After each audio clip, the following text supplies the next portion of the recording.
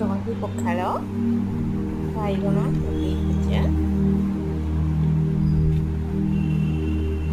କଖାରୁ ଫୁଲ, ଛତୁ, ପିଆଜ ଆଉ ଚାଉଳ ଚୁନାରେ ଏଇଟା ହେଇଛି ପିଠଉ।